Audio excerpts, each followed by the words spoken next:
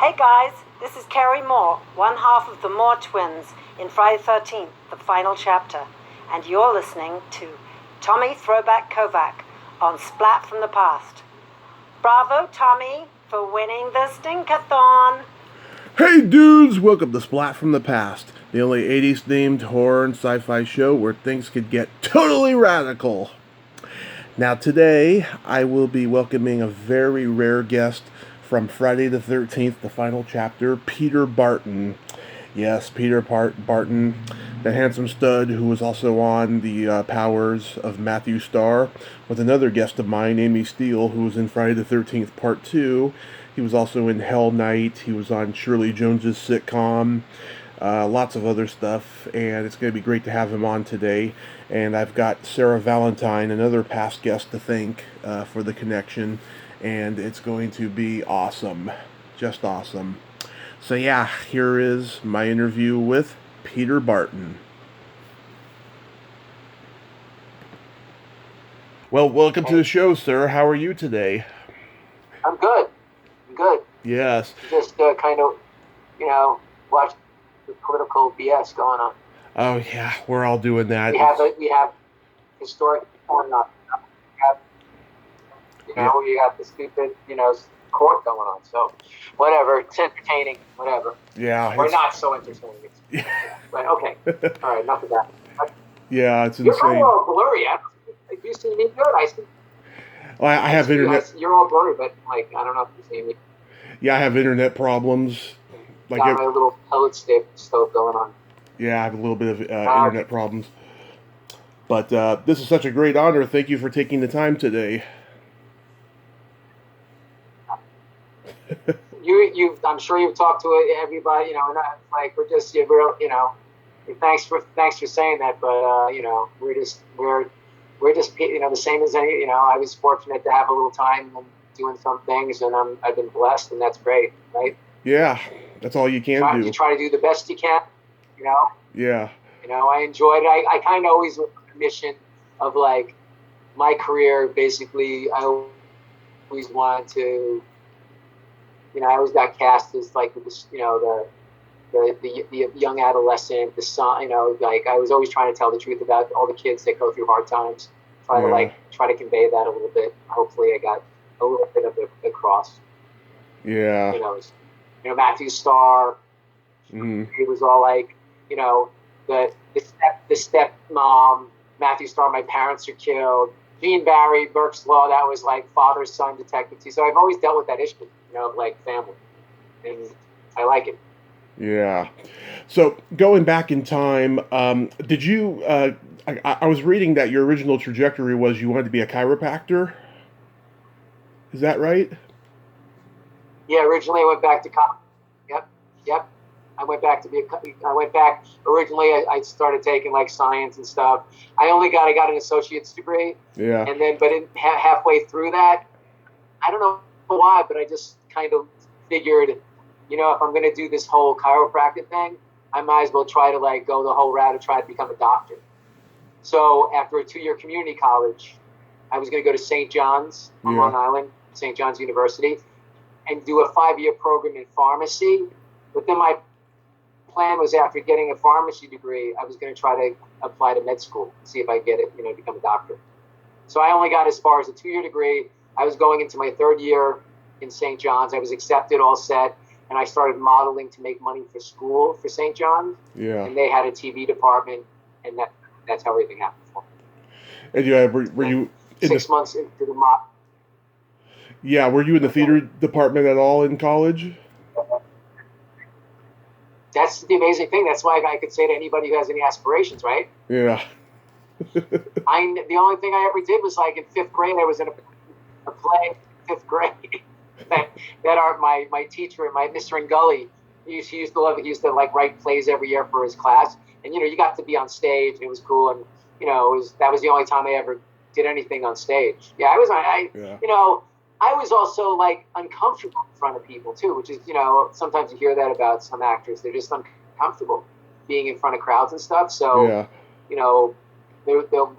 how I ever got Larry Moss, one of my acting coaches out in LA, said you have to make choices that are strong, like that are so strong for you that you don't even pay attention to the people around you.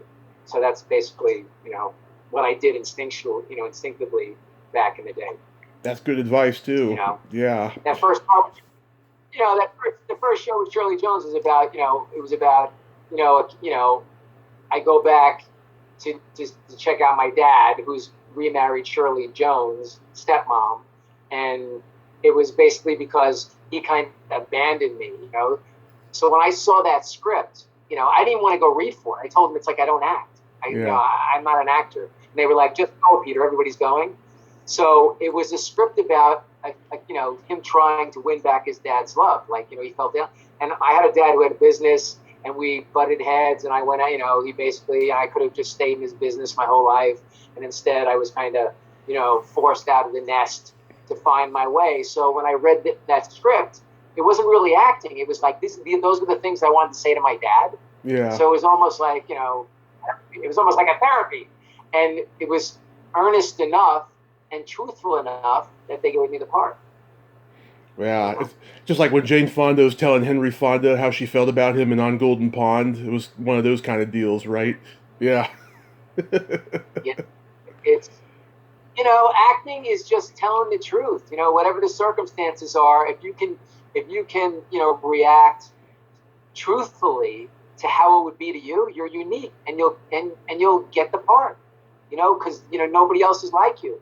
So if you can actually, not pretend that what you think that it's supposed to be, if you can actually just be, this is really happening, and be truthful about how you would act, you'll be a good actor. Then Right. there's the actors who can actually take on personalities and stuff, which is amazing to me. How they get Peter Sellers and actors that, step into another human being, which is just beyond amazing to me.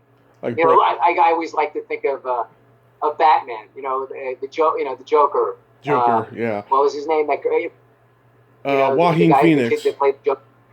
Joaquin Phoenix. No, that was amazing too. The new one, but the one for Batman Returns or something. Jack Nicholson was the Joker. Jack Nicholson. No, not Jack Nicholson either. It was the young Heath Ledger, kid who was like 27, who actually. Yeah, Heath Ledger. Heath Ledger. That, to me, that's almost like, when I watch that, it's one of the most mind-blowing, performances I've watched any actor do. I mean, I just can't, watching him play, the Patriot and all these other, and then step into that role. I mean, that's what acting is. Acting is just amazing, and as high as we can take it. Amazing. Yeah. Speaking of acting talent, though, Rosanna Arquette was on Shirley with you. Did you know then that she was going to be successful? Yeah, she already, Rosanna was already pretty successful at that point. I mean, I think she was doing TV, movies. Yeah. I didn't have too much of a doubt that she'd do well. And she was really happy for me because right after Shirley was done, I fell into the Matthew Starr thing.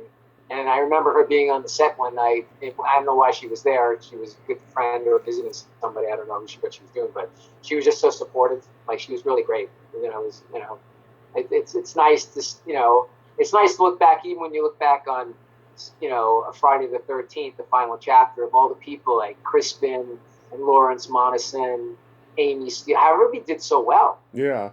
Corey. That whole group. And how I ended up being engaged to Kimberly Beck, the lead. That was 1983. In 1987, I was living with her out, in the Hollywood Hills for a year. You just never know. Or you know what? It was interesting too. It's like back then, even before I was doing this guy Anthony Barneo was a big he was like a sci-fi kind of horror picture casting director. Right. And I'll never forget. This is 87 because I was living with Kimberly at the time, and he said, he's like, hey Peter, guy, I was, I guess there was a couple things going on in that office, and he's like, can you give this girl a ride home? And I was like, sure. And by the time I gave her a ride home for must have been like a half an hour, 40 minutes, and by the time I got her to her door, I was in love, and it was Julia Roberts. This is before she did it.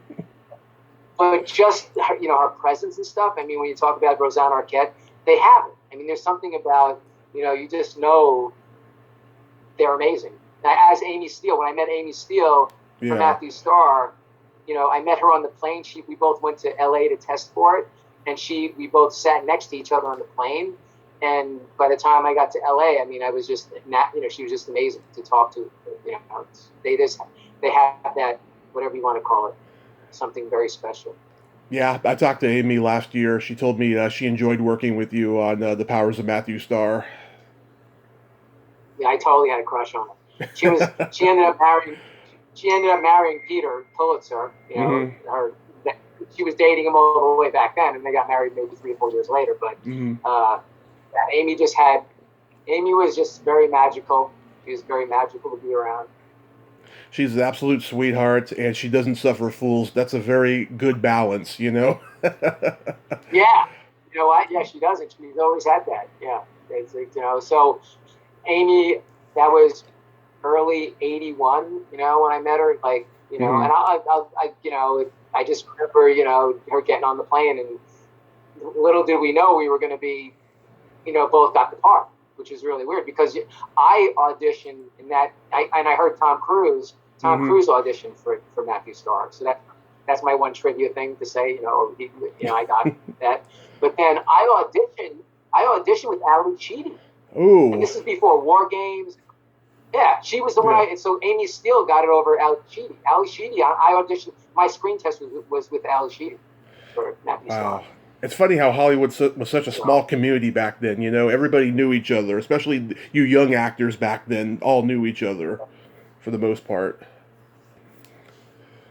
For the most part, everybody.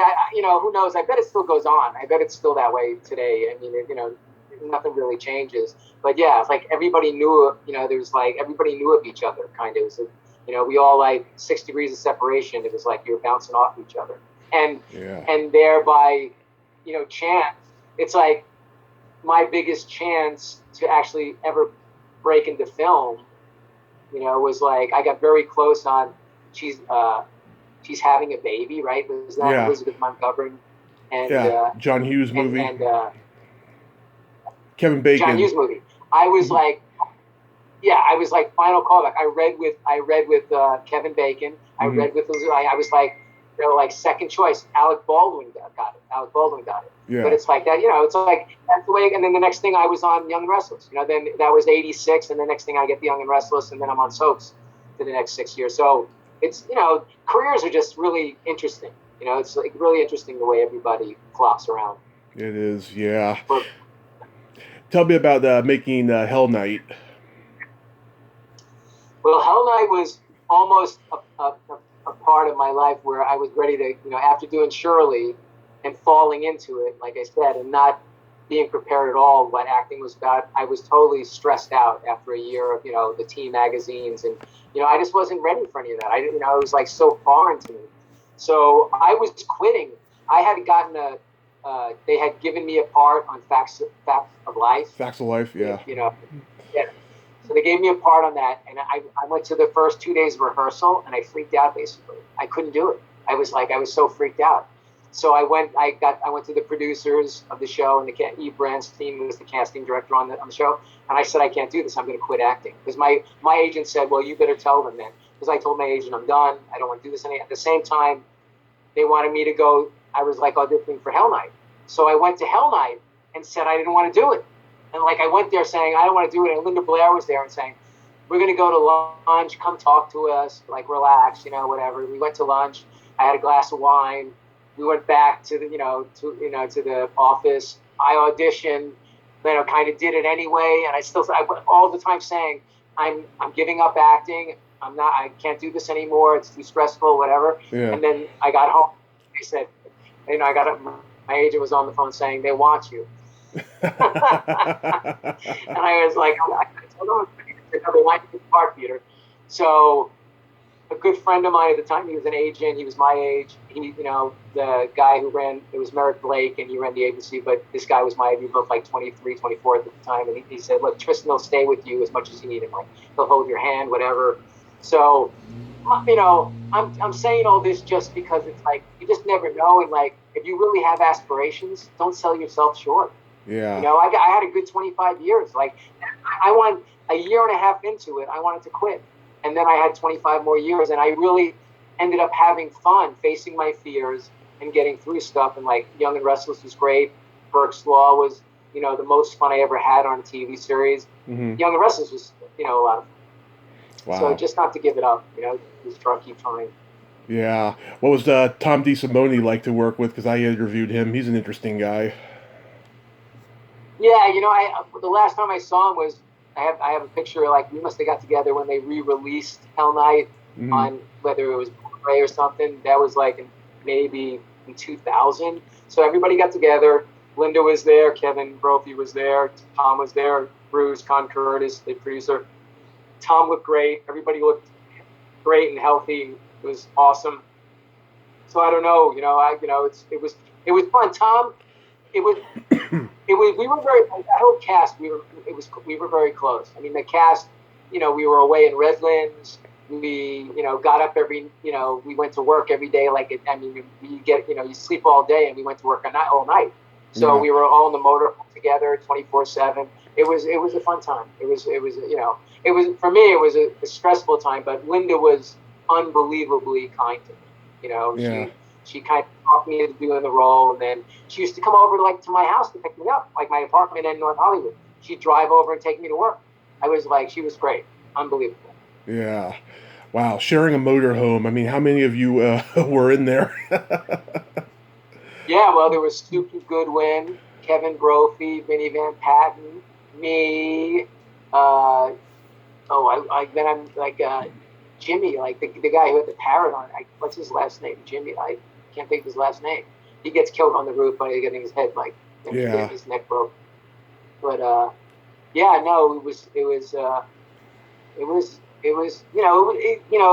like when you're that age. I mean, I'm sure everybody who's acting in their from 20 to 25 to 30 have those moments of that kind of you just bond so much differently when you're in your 20s than you do when you're 35 or 40 working. Yeah, once kids comes into the picture, it's a completely different ball game. Yeah. When people settle down or have families and stuff, when you're young and it's like everybody can, nobody has a family to go home to. It's like, let's go out, let's hang out after this. It's a whole different ball game. Yeah. When you did the Powers of Matthew Starr, didn't you get burned on during filming? Yeah. Yeah, we did the pilot, and then that sold for to go to series, and then we went back, and it was only during maybe I think we did like 1 or 2 episodes, and then we were doing we were going to do a remake of the pilot episode because they introduced Lou Gossett instead of there you go. I'm thinking the guy from Jerry, the guy who played original Max, they replaced with Lou Gossett. And I really liked the original guy too. I mean, Lou was amazing, but the guy who originally played Max in the pilot that got sold, he was also Jerry. He did the Rookies. Michael Ontakine. He was like one of the lead guys in the Rookies. Like Michael Ontakine. No. Nope. Was it Jerry something? Jerry. Can't think of his Yeah, I can't. I'm blanking on it too. But anyway, during the third episode, we were doing reshooting the pilot because now Lou was the my mentor, and he was introduced as the main the character. Mm-hmm. So we were doing a remake of that, and it's like using magnesium flares, and they had it they had it set up where they are around Lou in a chair, and I was supposed to pull Lou away from the flares, and instead, it was just in the frantic middle of the scene, and here I am, that was like my second year of acting. Yeah. So I grabbed the chair and just, forgot where I was, and ended up falling on top of that flare, and ended up in Sherman Oaks Burn Center for a month, 4 skin graft operations, 14% of my, fortunately, I landed right on my butt, so my left cheek, my left thigh, and my lower back got burned. But so fortunately, because if I would have fell anywhere here, I mean, the scarring is, it's all 3rd-degree burns. Yeah, maybe. So I spent the month in. Yeah, maybe you could have been a character actor after that. Who knows? I don't know what would happen. I could have ended right there. It's like basically they could have shut down the show. That was not during the 3rd episode. They could have just scrapped the show, right? Yeah. So that in November, and that was they only had like 3 episodes done, right? Right. So they shut down the show and started the end of March. They started up again. So they waited for 4 months until I got out of the hospital and kind of got on my feet again and went back to shooting. We ended up at 25 episodes or something. It's actually funny, because if somebody just told me like a month ago, but on Sundays at 6 a.m. MeTV is showing Happy Star things. MeTV showing everything these days. Yeah, all the classics. So was Friday the 13th, the final chapter, a standard audition for you? Well, that was like it was Fern Champion and Pamela Baskin. See, something like I remember some names, but it was I didn't even know. I thought getting Friday the 13th, the final chapter, was going to be like really cool to get the last one, because Jason gets whacked with the machete at the end with Corey Feldman. I figured, that it'll end right there, and they went on and did at least 8 more. But so I was excited to do that, because I thought it was like, this will be the classic, this will be the last one. So the audition, we had an audition with the shower scene. That was one of the scenes that you had audition with. So I kept singing, the Sting, every move, every breath you take. Every breath you take. Yeah. And then they were like, you can't, in the day of shooting that scene, they were like, you can't sing that because we don't want to pay the money for the rights to that. So basically they came up with Tangerine, which is probably better. Yeah. It works better than Tangerine was way more classic.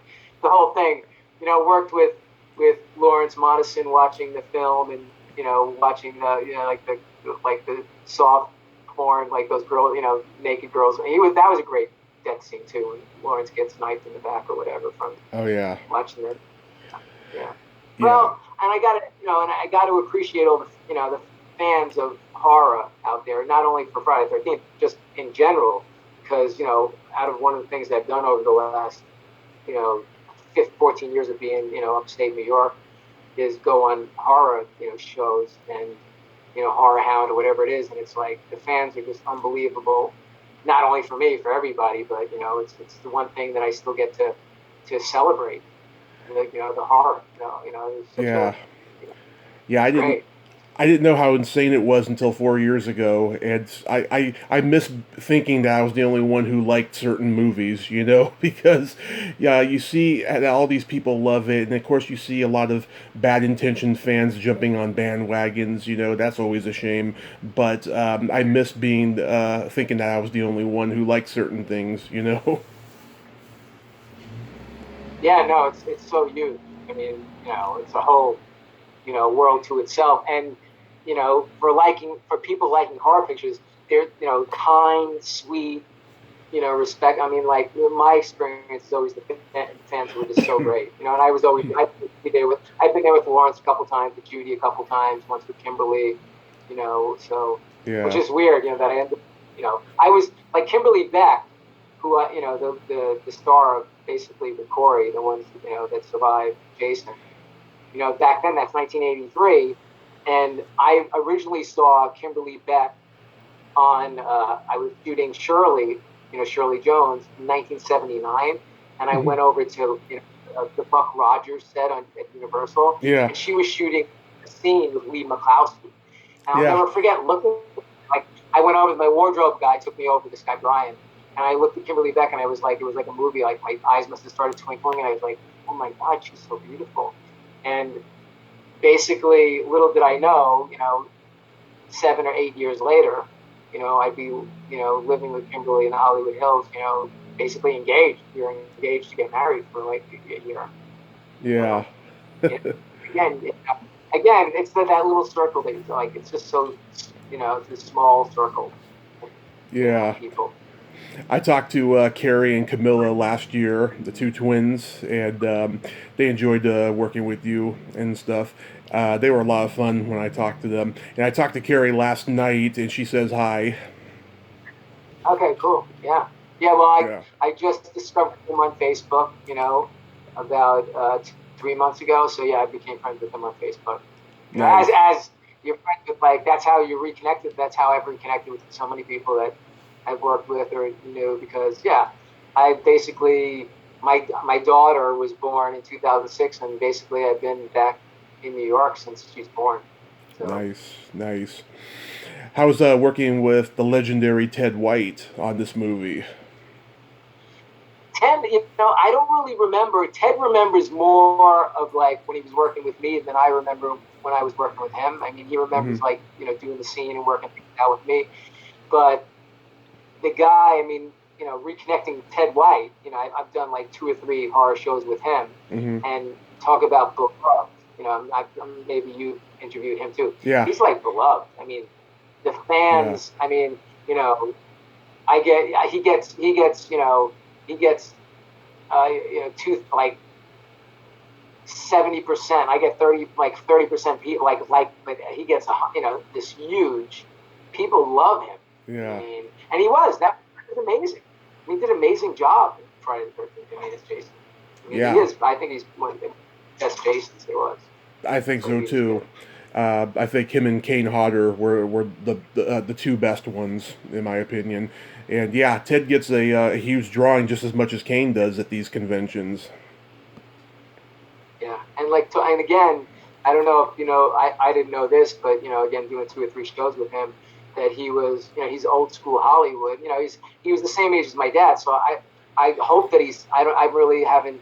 Last time I saw him was 2 years ago when I did one of these things. So I hope he's still around, because right now he'd be 94. He was the same age as my dad. Yeah. He'd be 94. And I did send him a friend request on Facebook, but I never got it back, so I don't know. So, I'm sure I did too, don't worry. I haven't gotten the reply yet. He probably has 5,000, he probably has this limit, right? He didn't take anybody else. Probably, yeah. Do you have a Corey Feldman story? Let's see. Maybe after. Well, Corey's just.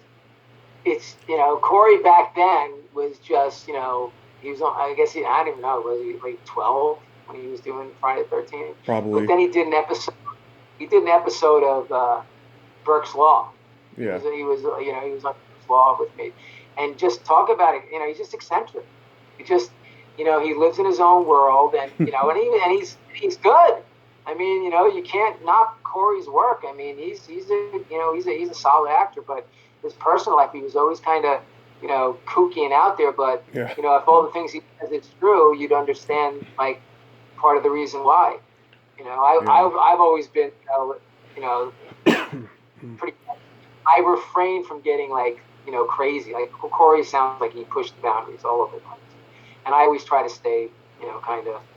In control of where I was going and what I was doing. So, but his work speaks way for my work. Corey's work is like good job, Corey. He did some really good stuff. Yeah, Ted told me Corey played some pranks on him on the set. Yeah, well, I'm sure those scenes that they did, they were around each other a lot. For that must have took a good week to get all that stuff in the house and stuff going crazy. Yeah. How was Josef Zito as a director? Well, as actors, you didn't get any help. Joe. I think he was an action director. Right. So you expect much help from him. I don't remember him saying anything ever. Trying to saying could you do a little bit more, do a little bit less.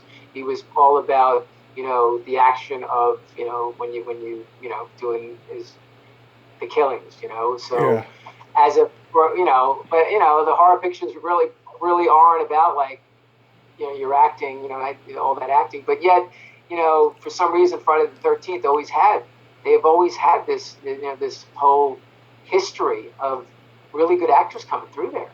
From Kevin Bacon, right? Kevin Bacon was in 1 or 2. He was in 1, yeah. But there was always so many people came through these movies that went on to have, solid careers. Mm-hmm. They were discovered by Frank, the producer of the early ones, and then he sold the rights to it. Mancuso? Yeah, Mancuso. Yeah. Frank Mancuso Jr., yeah. It was cool. He was like really young. Like he was like in his like late 20s, and he'd always be wearing his like, his hiking boots and his jeans, and he was very cool. Like very relaxed, nice guy. I wonder what he's doing now. I mean, that's like forever. Yeah. Did you like guest starring on The Love Boat? Well, I did both. I did the original one. I got the 2 hour cruise to England, '84, and I got to work with Colleen Dewhurst and Trevor Howard. I mean, like Trevor Howard was like, watch growing up. That's like me saying Humphrey Bogart. I got to. Trevor Howard played my dad. Colleen Dewhurst played my mom. It was like that was an awesome 2 weeks. Where we went to England. We shot in England. We cruised to Sweden on the boat. We did all the shooting on the boat. That was great. And then I got to do because I got the Burke's Law thing, and then I did Sunset Beach for Spelling, which is the soap for Spelling did. But then I got to do the remake of the new Love Boat with Robert Urich. Yeah. And Mr. Vegas, and so I got to do the old one and the new one. So that was cool. Yeah. That's cool. That's cool. Yeah. And I'll never forget, whatever. It's like, just, how gracious, Trevor Howard was like. I had to do a scene where he had this whole monologue to do to me, and all I have to do is walk over and look at him, just be available. I didn't really have any lines. I just walk away from him. So, and he pulled me aside, and he said, "Thank you, young man, for making yourself so available and open." It's like you just can't, just such just like moments like that, stick. That's something that stuck with me the rest of my life. I mean, Trevor, you're telling me, it's like you're like one of the all-time greatest. Yeah. Yeah. That's amazing. I was reading you're a huge fan of Jimmy Stewart, and you got to run in his relay marathon or something. Well, and there's another case of a guy who. Well, I'll give you one, and then I'll give you a bad one. But like Jimmy Stewart, when I was running in the relay, he was, I forget. My mom was there. We're a fan, and he was. He's like my all-time, It's a Wonderful Life was like it for me. So I went over and I just said, I just so appreciate your work. And again, he just put it right back. I mean, just I'm sure, young man, that you're quite a good actor yourself. Yeah. But he was like just gracious and nice. And then I remember doing a Fall Guy. Yeah. Where he just wouldn't even look at me. It's like we had to do scenes, and it's like he wouldn't give me the time of day. It's like I'd get in the car and he wouldn't even say good morning to me. I'd be sitting there so uncomfortable, and then they'd go, "You ready for Lee?" Yeah, and then he'd finally look at me for the scene. But he just wouldn't even say good morning or how you doing, kid, or whatever. 86 or something. I was that was like a really hard job, because it's I just felt like I was like a leper or something. Like the guy wouldn't even acknowledge me. It's so that was the other side of where you have somebody really gracious and somebody, not being nice. Yeah.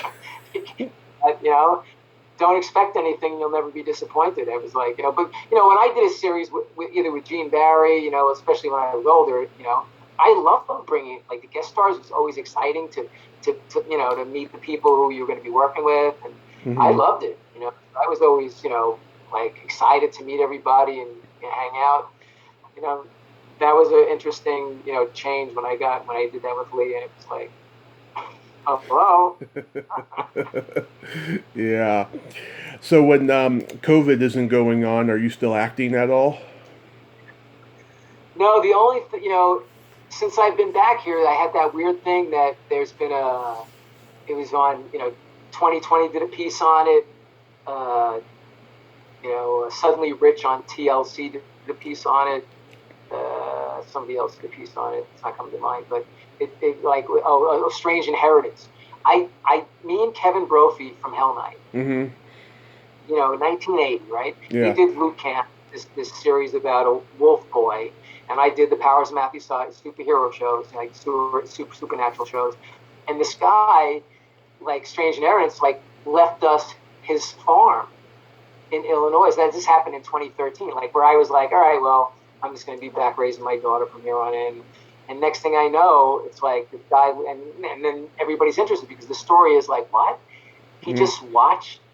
He watched those, and that's all it was. He actually, Kevin did a little correspondence with him back in the 70s, but we never met him. But he left, you know, in his will it was like, I'm leaving my farm to my friends, Kevin Brophy and Peter Barton, like, you know, and it's like, and it all happened, which was just the most amazing, you know, kind of thing ever. So it definitely changed my perspective on some things about, you know, little did I know Matthew Starr was, you know, touching this guy's life in the way it did, or Kevin was thinking the same thing, but that was the only, you know, since I've been back here raising my daughter, it's like, no, I haven't really done anything except, you know, kind of reality TV, which are those, you know, whether it was all those shows would be considered that, I guess. The story of that, which people can't really believe. And a friend of mine who did a movie with Billy Crystal and James Caan, it was called Apartments. Like, what is it? Small Apartments. But anyway, he wrote a script about it, but nothing's happened with it because it's just, you know, it's an interesting story. How it's not about me or Kevin. It's about this guy who was, you know, kind of an eccentric kind of guy who basically decided to do this, and he left all these diaries behind and all this stuff. So the story is like, again, it's the same way as like me never acting before and getting a TV series with Shirley Jones, who won the Oscar, you know. Yeah. And then this happening is like, how does that happen? You know, it's like, you know, I was burned, so bad things happen too. But, you know, all in all, you know, I've been blessed with a lot more good than bad, for sure. Yeah. Are you worried about the future of conventions now with COVID?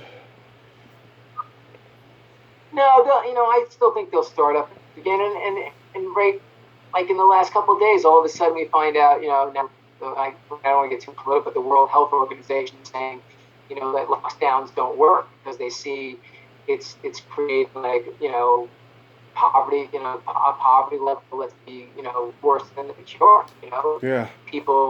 Kids not going to school, they're not getting, you know, fed, they're not getting proper nutrition, all this stuff. So I think they'll be back, you know. It's like, why could, you know, if you can go to Walmart and you can be a checker all day, you know, people social distance. I mean, there still hasn't been any, you know, in-person conventions, I'm sure, right now. Yeah. But, you know, it all makes sense. It's like, how can you go to Walmart all day and Target?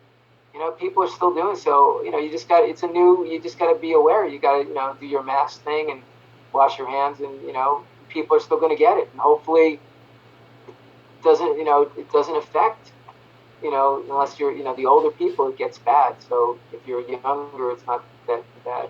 Most of it, I can't say most of the people in the horror conventions are, you know, they're like, if they're in the older bracket, they're like 40 to 45. Usually they're younger.